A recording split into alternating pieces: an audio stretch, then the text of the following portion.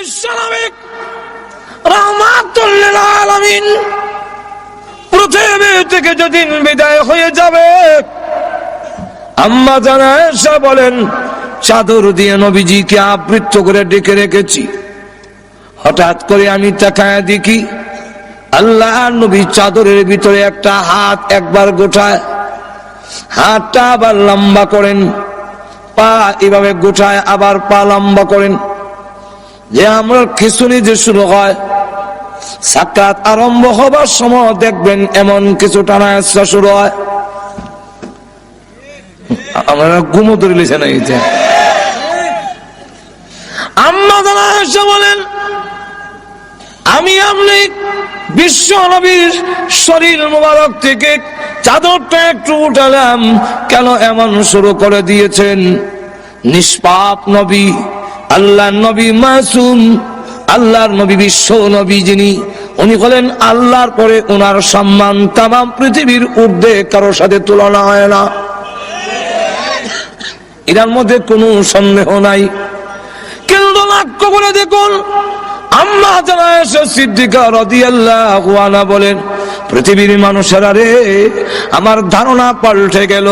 আমি যেই মাত্র আল্লাহর নবীর শরীর মোবারক থেকে চাদর সরালাম, এমনি তাকায় দেখি নবীজির মাথা মোবারক থেকে নিয়ে পা মোবারক পর্যন্ত এমন কোন পশম মোবারক নাই যেখান থেকে আল্লাহর নবীর ঘাম বের হয় নাই। আমার ধারণা পাল্টে গেল। নবীর যদি রহ, তাহলে আল্লাহ যে বলছেন কুল্লু নাফসিন যায়িকাতুল মাউত, এই আয়াত 100% ঠিক। একটু জোরে কোন না। হঠাৎ করে নবীজি ডেকে বলেন, হে ফাতেমা, দরজার দিকে তাকিয়ে দেখো গো মা, কে যেন সালাম দেয়, বারবার পারমিশন চায়। হযরত ফাতেমা রাদিয়াল্লাহু আনহা দরজার দিকে তাকালেন, আজরাইল তো দেখা যাওয়ার কথা না। আমি আমার আব্বার কাছে বসে থাকলে তিনি যদি বলেন, আমি কি দেখবো নাকি? আজরাইল দেখা যায় না, কিন্তু আল্লাহ রাব্বুল আলামিন বলে দিলেন, হ্যাঁ আজরাইল প্রকাশিত হয়ে যাও আমার ফাতেমার সামনে, আর না হয় আমার নবীর কথাটা মিথ্যা হয়ে যাবে।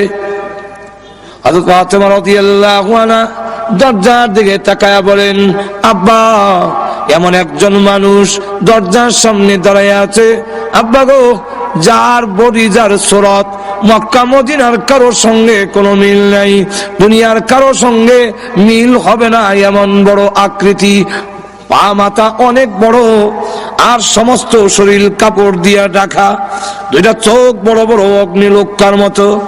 আল্লাহর নবীকে বলেন, ওগো আব্বা জান, এমন আকারের মানুষ আমার জিন্দেগিতে কোনোদিন দেখিনি।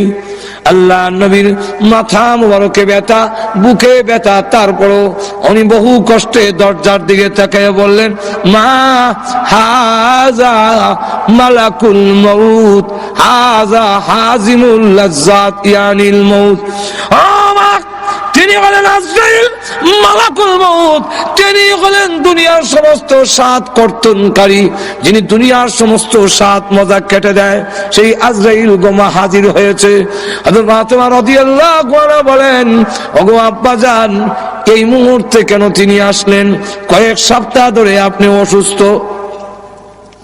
এই মুহূর্তে কেন এসেছেন আমার বুঝবার বাকি নাই। আপনাকে নেওয়ার জন্য এসেছেন?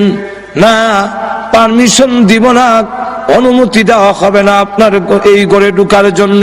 হ্যাঁ আব্বা।